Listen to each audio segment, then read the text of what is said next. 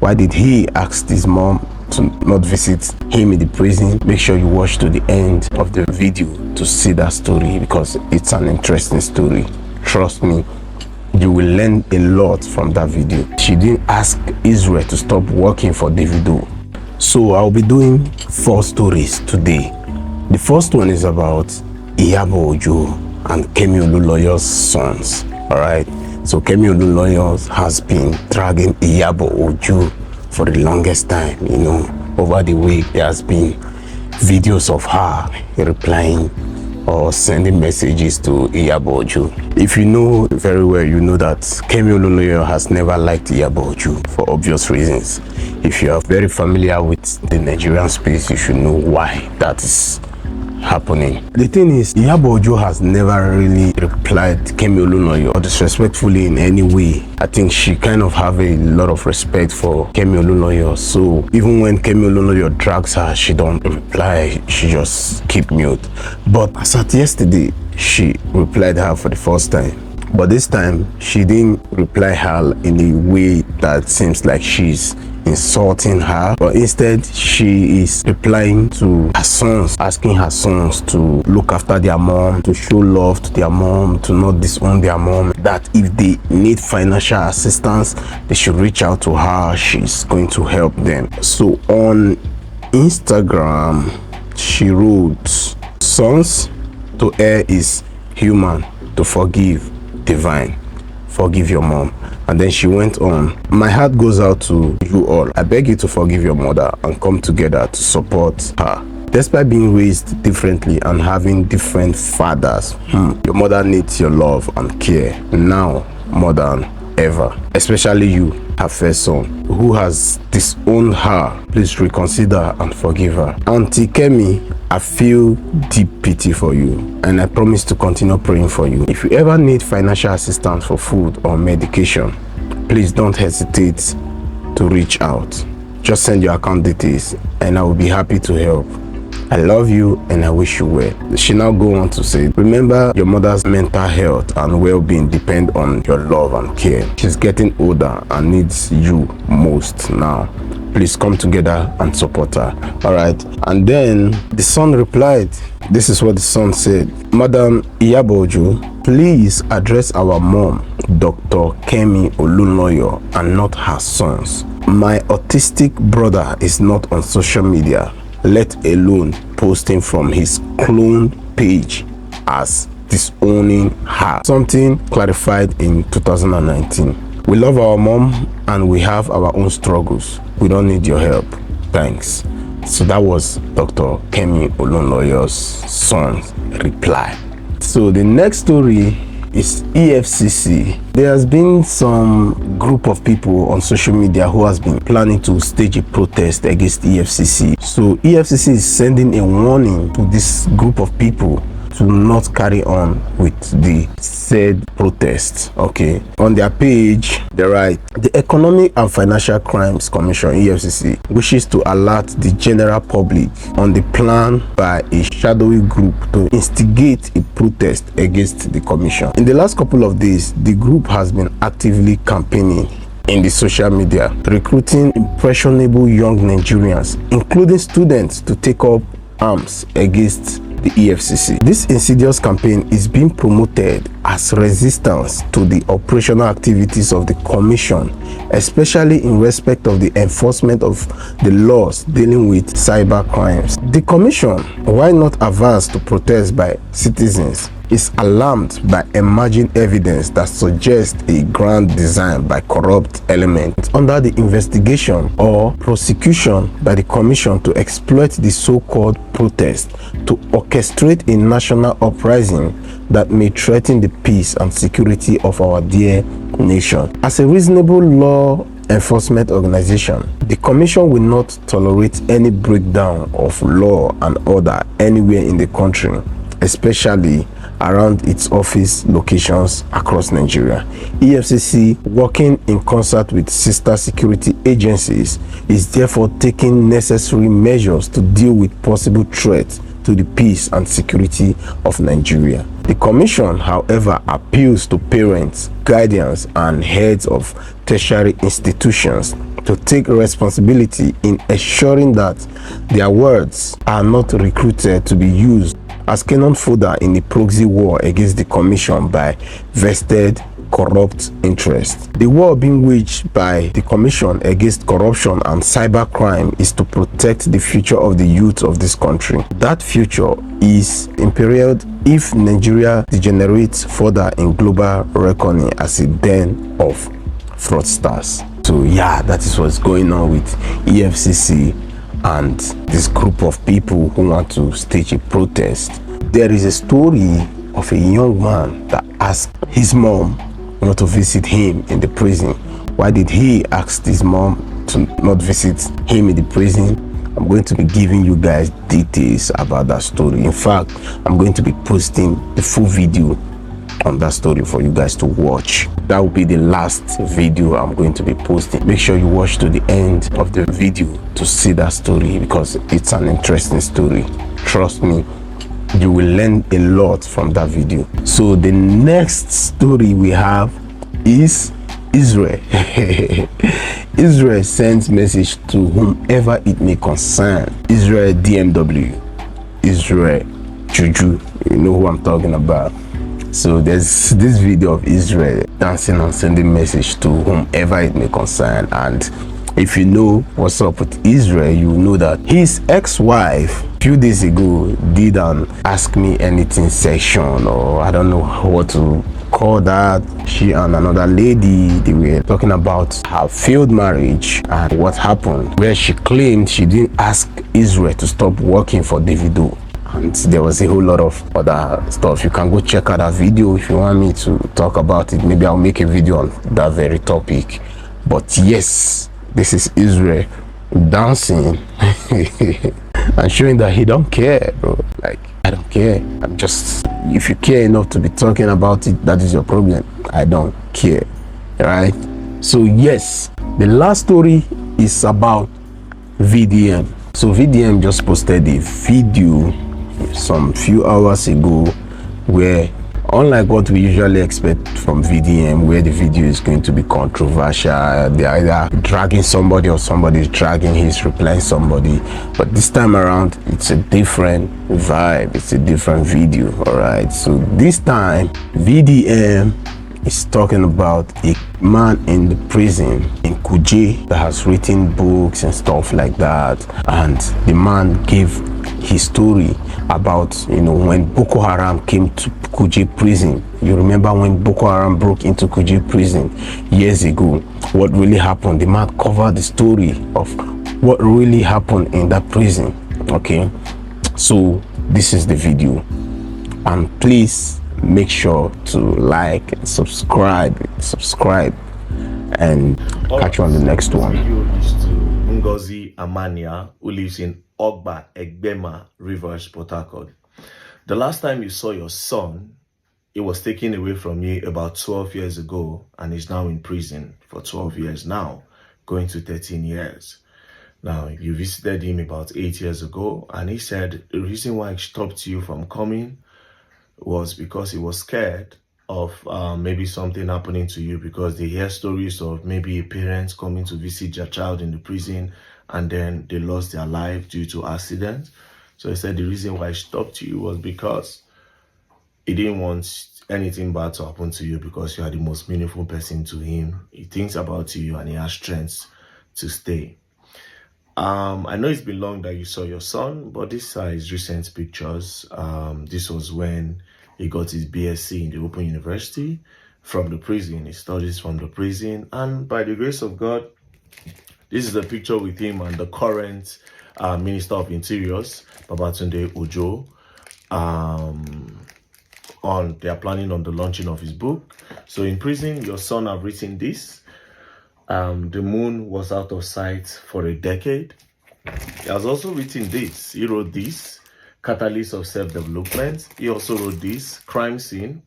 And this is the one that we're about to launch in the prison. Before I say the story of Chiwendu Hart, who is your son, I just want to let you know that on the book launch, I will book you a flight to come to Abuja to see him. so that you will not have to go through the road when accidents go happen. Mama, don't worry. So you come to Abuja, I'll get you a hotel and I'll book your flight to and fro. So yeah, that one is settled. So for people that don't know who Chiwendu is, I'll just give you a short story about Chiwendu. 2010, Chiwendu set out to do DJing. He said he wanted to be a DJ and he didn't have money. So his mother contacted Mike Okiro, who was the former Inspector General and the Inspector General of that time, because she knew him and she said, my son wants to learn DJing, he didn't have money. Mike Okiro said, come to my house. He gave the boy 500,000 naira as at 2010 so that Chiwendu Hart would learn DJing. Chiwendu Hart said he started learning DJing and then he was so good, then they called him to come and play in a club. Now, when he got to this club, it was like a very nice nightlife club and a garden. So it was a woman that owned that employed him. So they were paying him 5,000 naira every weekend. So then the owner of the garden now saw the progress of what that garden life was bringing. They now decided to chase the woman away. It was now remaining Chiwendu. So the owner of the garden said Chiwendu was not going to go anywhere with his own equipment, that the woman was still owing them money. So that Chiwendu cannot go anywhere with his properties. So Chiwendu was forced to work for these people. So while he was working for them, he got tired and he planned with somebody that they were going to steal money from the people that owned the garden. So that night, he planned it with one of his friends. They stole a lot of money from the safe. When they broke the safe, they stole some money and then he gave it to his friend to run away so that he will stay. It will not look as if it was somebody else that did it. So he stayed, that his friend and took the money and ran away. So later he went out to look for his friend, that his friend had relocated with all the money that he stole. So Chiwendu said he came back to the place since nobody suspected him. He continued. Then he planned that he was going to carry his DJing equipment, his laptop and everything, and he was going to run away. Now, that day came, he stole both the garden people, he stole their own equipment and he carried his own and he ran away. So when he ran away, they looked for him, they didn't see him. So he gathered all the money, then he came to Abuja. He said when he came to Abuja, the money he sold everything for peanuts, but he came with his laptop. So when he came with his laptop, he started going around telling people that I'm a DJ, I need job, but there was no job. So one day, 2010, he went to 2011, which was the next year, he went to Pepsi Mall. If you know Pepsi Mall, around Muse Market Zone 5. Close to Pepsi Mall, there was a car wash. So he stayed there and he said there was a DJ inside Pepsi Mall then that was waiting for him. Then somebody washed car and paid the Aboki guy, I think he said 300 naira. I was like, I want wash 300. Spoke to the Aboki and told him he didn't have anywhere to stay. The Aboki man said, okay, no wahala, come, I will take you in. You know, it took him in. Chiwendu said he started making a lot of money until one day a woman came. And by this time, his laptop had spoiled. So he said, okay, this money I'm making, I'll use it to get a good laptop, because the person he was waiting for, the DJ he was waiting for in Pepsi Mall, said, I can only help you if you have your own laptop. So he was saving money to buy a laptop and he was making a lot of money from doing car wash. So this particular day, woman drove in, and after washing the woman's car, he drove the car out and went to go and park it outside. So after parking the car outside, the woman said, oh, you can drive. Chiwendu said, yes, I can drive. The woman said, okay, I have accommodation. I can employ you to be my driver so you don't have to be washing car. So Chiwendu said, okay, no problem. I would start very soon, but I'll let you know when I will start. The woman said, no problem. So Chiwendu saw that he was making money from that thing. Then he called his cousin to come to Abuja and stay in that car wash while he goes to work with this woman. So his cousin came. He said when he went to the woman's place, the first day, the woman told him that, oh, tomorrow I want to move from this place to the next place. So you come and help me move things from this place to my next apartment that I'm moving into. He said when he carried the woman's car, They were just coming outside, him and the woman. Another car just hit the car. When he hits the car, the woman came down and said, "Hey, Chiwendu, you are a witch that he sent to come and buy me. You are a witch." Chiwendu was like, "Madam, I just started today. You can see that they just came around." The woman said, "God forbid, this one, that one, that one." At the end of the day, they moved the car by the side. They went back to the compound. The woman carried a second car and they packed all the things. They moved it there. They called Panabita to carry that car. Then they started moving the load to the next place.